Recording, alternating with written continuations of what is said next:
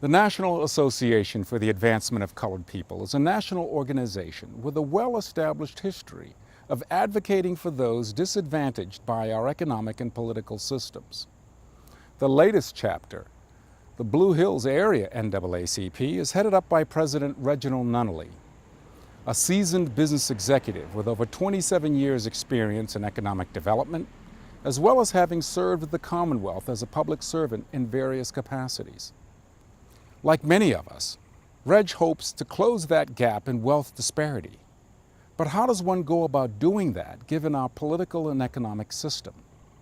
Well, Reginald is here to explain.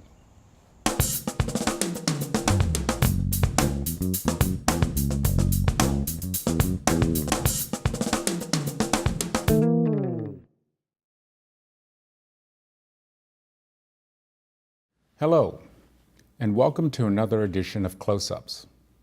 I'm your host, Joe Collymore, and my guest today is Reginald Nunnally, someone I've known for a long time. In fact, we were actually young boys at a local camp in western Massachusetts called Breezy Meadows. That's how far back we go. Welcome, Reg. Joe, thank you very much. First of all, thank you for having me on your show. And it's a real pleasure, connecting once again. This is not only as a young boy, but going through college, roommates after college, and now here we are sitting at the set of Close-Ups. Thanks a lot. And I appreciate your coming out. And just for our viewers, just to give you a little bit of background on your many accomplishments. You're here today as my guest representing the newly chartered Blue Hills Chapter of the NAACP. Yes. But to give our listeners a sense of your long track record of accomplishments, I'm going to tick off a few things. And I know that you cautioned me not to get too carried away with it all, so I won't go too deep, but I want to cover some of the highlights, if you will. In addition to having graduated from Boston College High, you went on to Providence College, and then from there, Boston University. You've been in business for over 27 years. You served as Executive Director of the Supplier Diversity Office for the Commonwealth of Massachusetts under the term of then Governor Duval Patrick. You also served as Executive Director for Boston's Enhanced Enterprise Community for the late Mayor Menino. And your many accolades include the Small Business Administration's Minority Small Business Advocate of the Year Award for both Massachusetts as well as New England, the City of Boston's Henry L. Shattuck Award, the NAACP Pinnacle Award for Minority Business Advocacy, and you currently reside on the Boston Redevelopment Authority's Boston Local Development Corporation Loan Program and the Department of Transportation's Disadvantaged Business Enterprise Advisory Board. I was going to say, do you got any time left to do anything else? But you are married, and you have 2 adult children and a beautiful granddaughter as well. Yes. I got one more granddaughter than you, so you got to catch up. And now as president of the NAACP chapter in the Blue Hills. And let's talk a little bit about the NAACP before we get into deeper conversations around wealth disparity. And a lot of people have heard about the NAACP. They know a little bit about the history of the NAACP, but for some of our viewers, could you kind of give us sort of an encapsulated view of the history and what you're all about today? Sure, Joe. First of all, thank you for that introduction. It's been a long ride. But the NAACP was started 109 years ago. And many people think of, well, 109 years ago, how did that happen? Right. Well, there was a prelude to that, which was a Niagara movement in 1905. It was primarily a group of black individuals that had come together to discuss some of the improprieties that were going on in the United States. But in 1909, there were 60 people that came together as a result of the race riots in Springfield, Missouri. And many people think that, a lot of black folks came together to really establish the NAACP.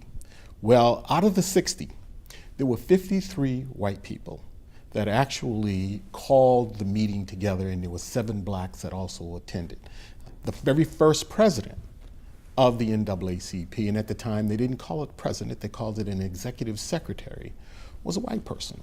The NAACP has always welcomed everyone into the organization, primarily because it was not to be separate, it was to be as inclusive as they possibly could. From 1909 throughout the years, it was primarily focused on civil rights, but the focus has changed slightly to economic development. You know, it's interesting that we're having this conversation in, of all places, the town of Hingham, Massachusetts. And historically speaking, this community has played an instrumental role in the early beginnings of the NAACP and tracing all the way back to the abolitionist movements.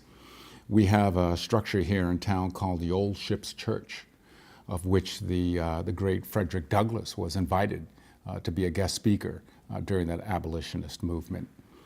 And when we talk about the Blue Hills NAACP, as I understand it, it comprises 5 communities. Yes. And what are those communities, and how are you set up in which to serve and support? The 5 communities are the Milton, Sharon, Canton, Stoughton, and Randolph.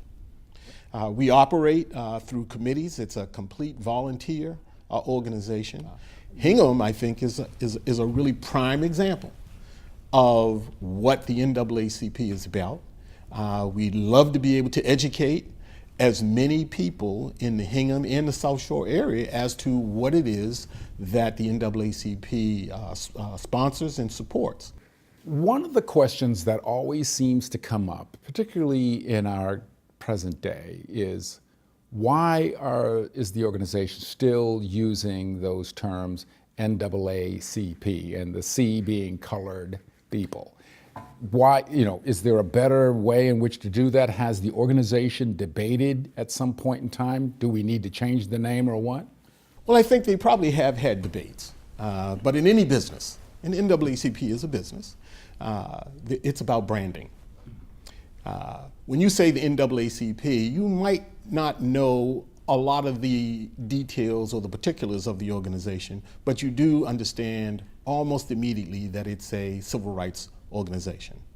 If you change the name to the NAABP or the NAACPN, it takes away from the branding. The name was established again back in 1909. It's incorporated, but the word colored actually includes everybody. So all people of color, including white folks, that can join and participate in the organization. So I think that the name will stand. I think that the branding that it has had over the years has immediately recognized the fact that this is an organization that stands for civil rights for everybody. Reg, turning to wealth disparity, can you define it for us from your perspective of the NAACP? And is it just a concept or is it real? Well, think of it as net worth. When you put your net worth statement together, you put your cash, you put your assets, and you sort of negative out, any debt that you might owe. When you take a look at what's going on in the Boston area, where it's a huge gap, the average white person in Boston has a net worth of approximately $243,000. The average. The average. The average black person has $700. That's huge. That's huge. Difference. And when you take a look at it and you say, gee, okay, does that mean the average white person has $243,000 in cash? No, it does not mean that. What it means is that they have assets and cash that total up to approximately that amount. And again, it's the average. And again, 700 is the average for black folks as well. And it makes some sense because some folks have had a 400-year head start. So most of the assets are around home ownership. So 68% of the folks, white folks that live in Boston own their own home. 33% of black folks own their own homes. And because they got into the real estate game fairly late, the folks that would have gotten their homes 50, 60, 70 years ago, the equity has increased. And 70 years, 60 years, 50 years later, the people that are buying those houses, they're buying them at a very high rate. Interest rates are high, were high rather. They're at a really competitive rate right now. But that really begins to take a look at the disparities. Now, when you take a look at education, we can take a look at that and say, if you graduate from high school, the average person or the average white person with a high school degree is getting paid approximately $38,000 on an annual basis. The average black person with a high school diploma is getting just under $26,000. If you're a college graduate, you're getting approximately $56,000 on average. And if you're black and you have a college education, you're getting about $38,000. And part of the question, is it real? Oh, it's absolutely real. When you take a look at what it is that you would like to be able to purchase, whether you want to do some repairs to your home, whether you want to buy a home, whether you want to send your kids off to college, whether you want to start a business or expand a business, you got to have cash to do that. You got to have the availability of cash. Therefore, that disparity, which is very real, and at the same time needs to be lessened so that everyone really enjoys the fruits of the American dream.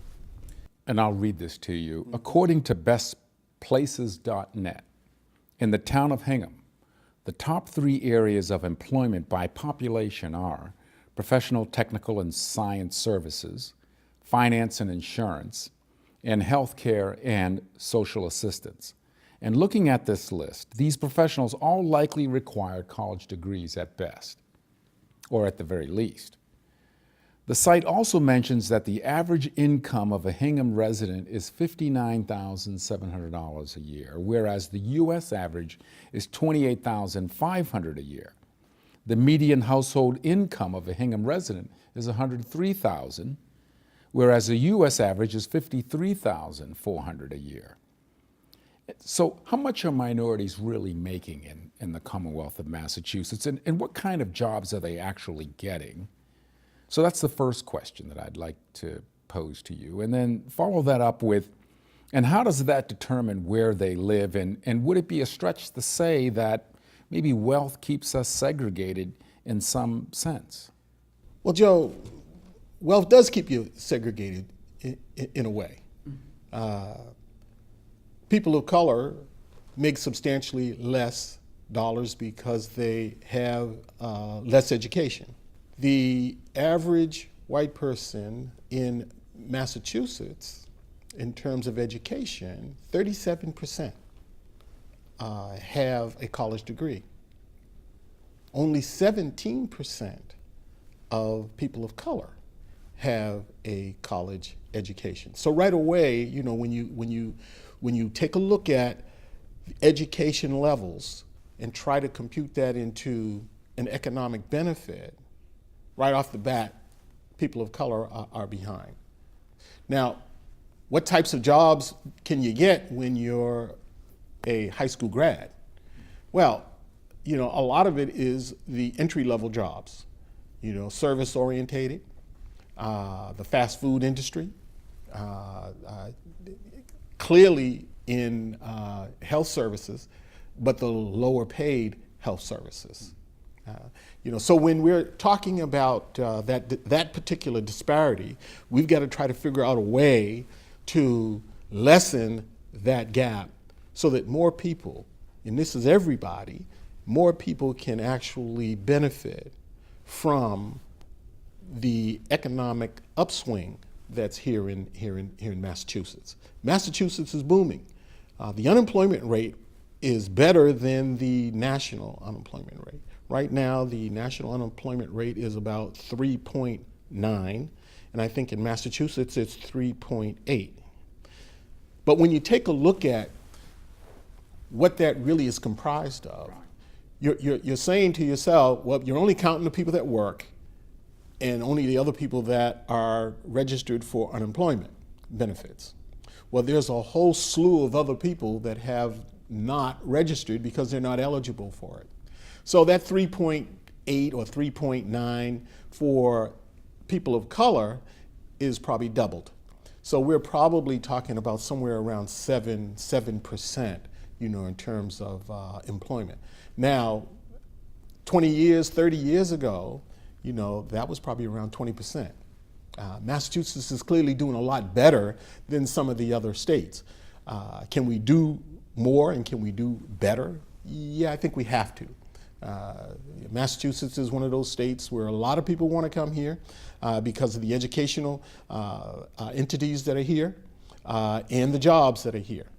But we've got to be in a position where everyone is benefiting from this economic boom. So what kind of resources are in place to help minorities insofar as struggling to, close that income gap disparity? We clearly have a great deal of educational institutions that are here. If we just take a look at Hingham with 22,000 people approximately, they have 12 educational institutions in Hingham. 7 of them are public and 5 of them are private. So that's a lot of institutions. That's a lot of schools in this community, right. So, but the education level is excellent here. Yes, it is. It encourages people to want to live here, that want to work here, and to grow their families here, because at the end of the day, they understand that they're going to get a great education, which is going to lead to a decent, well-paying job. When you take a look at other towns that have, towns and cities that have larger populations with less educational institutions, you can see that there's going to be a gap. Now, Massachusetts, Boston in general, Cambridge, they have a great many colleges. Only 17% of people of color actually get to go and graduate from those colleges that are right here, that are attracting a great many people to this area. Our problem is trying to figure out how to keep those people here. So the millennials, like you say, are here. When you walk around downtown, and I'm sure various places in the Hingham area, you'll see a great deal of young people. The millennials are taking over, but they're having a very difficult time trying to figure out where they actually fit in as it relates to the economics that are in and around the city. Reg, I'd like to mention 2 facts that are listed on the Black Economic Council of Massachusetts website, and I'm going to read this off. In 2016, the Metropolitan Policy Program at Brookings Institution named Boston as the city with the highest income inequality in the nation. And then in October 2017, the Boston chapter of the NAACP found that unemployment rates for Black Bostonians was more than double that of white Bostonians, 10.7% versus 4.9% respectively. And again, that was from October 2017. What blows me away was that Boston being identified as the city with the highest income inequality in the nation. I was surprised by that. Were you? Actually, I wasn't. There are really 2 Bostons. There's the high-end Boston, and then there is the Boston that's barely making it. And when I'm saying the Boston that's barely making it, I'm not just necessarily looking at Black folks or Hispanic folks. I'm looking at the middle-class white folks as well. The types of jobs that are coming to Boston really are specialized, and they're high-paying. And to attract the businesses to come to Boston, that's what those businesses are looking at, is those people that are highly educated and ready to go to work at those very high-end jobs. Now, in the inner areas of the city, there is a high unemployment rate. Although in, 2017, 16, 17, the rates were a little higher. They're a little lower today, but they're still double. With that in mind, you really have to take a look at, well, what types of jobs are there really available for people? Well, clearly it's the construction jobs. Years ago, if you had a strong back, you could be a laborer and just haul bricks and carry wood. Today, being a laborer means you've got to understand how to use a slide rule and operate heavy machinery. And you actually need to be trained. You just can't walk off the street and get a construction job as you could years ago. The other types of jobs that are there are really those entry-level jobs, where folks are providing a service. And there are plenty of those jobs around. You can go around and see all the hiring signs that are there, but they're paying minimum wage. Do you believe that a lot of people simply just don't want to know what's going on or don't know what's going on? What factors might contribute to the lack of acknowledgement that there is a problem? Well, one of the things is just being knowledgeable. It's really getting the information out to folks. When you take a look at folks in Hingham, and how do they get to work? Where do they go? And a lot of people will probably go to the Boston area because it's a bedroom town, and but you can take a water taxi from Hingham to get to Boston. So you bypass a lot of the areas that could use improvement. When you go from Hingham to downtown Boston, it just looks like everything's okay. If you were to go from Route 3 and get off at the Roxbury exit, where you see a great deal of homeless people, you see where things need to be improved, you might have a different conscience about what's really going on. But when you live in these towns, sometimes you get sort of isolated, from some of the other areas that need, additional assistance. And we say, well, how can towns like Hingham participate even more? Well, I say that Hingham's already participating. How so? Hingham pays taxes to the Commonwealth. Those prices, along with people of color, all go to the Commonwealth to be redistributed into various types of projects. There are studies that come out every 10 years or so, and I believe the Division of Construction and Maintenance and Management for the Commonwealth had just recently completed their study about the disparity around workforce in business. Hingham pays into a pot of money of which they get some of these dollars back. There needs to be policies that are set that public dollars need to be redistributed in a fair and equitable way. 12% of the population in Massachusetts are people of color. And we're really, looking at a way of, well, how do black businesses, how do Hispanic businesses, how do women businesses, and how do small businesses get to participate in a $40 billion budget? Everybody should be participating in an equitable way. So I really look at it as, we need to be able to establish some policies, that actually work. Reg, there's an interesting projection here by the Brookings.edu that states that the U.S. economy will become minority white by the year 2045. And this is according to census information. And for someone who's part of the NAACP and how important are minority groups to our economy now, one of the things that concerns me most, because I'm part of that boomer generation, which is every day until 2030, 10,000 people every day will turn 65. We're going to be looking for more assistance, if you will. not only in terms of what we can provide in terms of our own retirement, but also the support services that we expect our communities, our government to provide. And in order for those communities and governments to provide those services, it's relying upon a tax base. That's a revenue tax base that's going to be coming from a growing minority population as this minority becomes the majority by 2045. But it begs the question, is that growing population going to be educated and capable of generating and earning a wage that's capable of making an adequate contribution into the economy? What are your thoughts about that?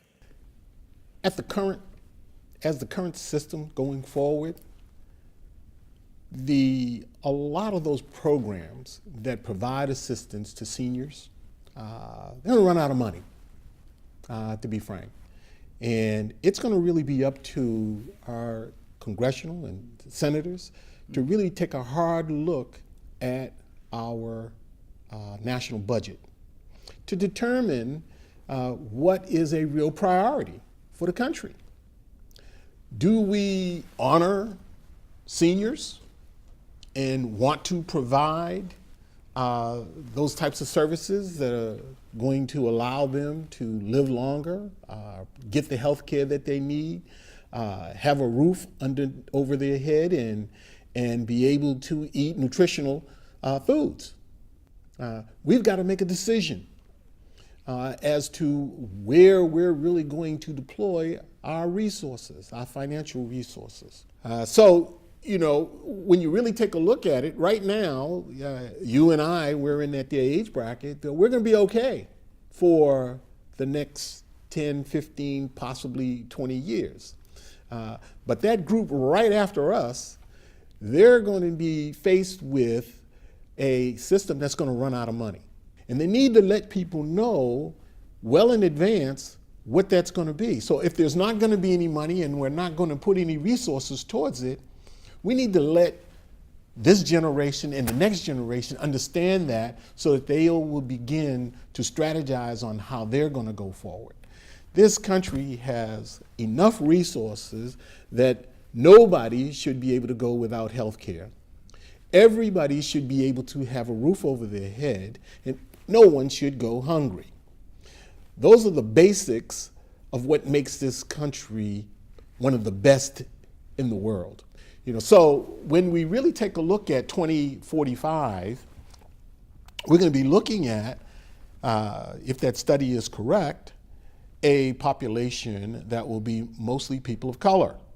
And that will mean that the Hispanic population will be the majority within that context.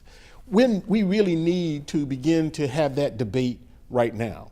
And a lot of politicians, they don't want to have it because it's not what you would say the most conducive for them keeping their jobs. But it is something that needs to be addressed, just like the question on race. The question on race should always be discussed because there's nothing wrong with it, because the more you discuss it, the better opportunities you have to coming up with solutions. And it's not one solution, but there will be many solutions. You know, so I think it's an excellent question because it really does mean, you know, somebody's going to have to try to, you know, take a look at this and say, you know, we're going to be in trouble in 20 to 25 years. And it could be sooner. Reg, I want to thank you for taking time with me today on Close-Ups. I really appreciated this conversation around wealth disparity. So with that, I look forward to sitting with you again. Joe, thank you for having me on, and I would really like to be able to come back at a later date to discuss some other issues around economic development. Thank you. And that concludes another edition of Close-Ups. This is Joe Collymore wishing you a great day.